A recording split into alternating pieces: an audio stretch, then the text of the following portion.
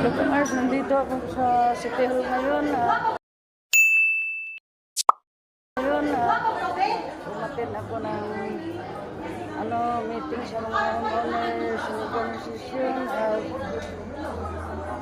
Shout out po kay Farmer TV at lalo na kay Bibi Suave Vlog at kay Ate Milane. At dito ako sa City Hall ngayon. Kamars, at ito yung mga project sa Cebu City ngayon, mga building. Ayan po.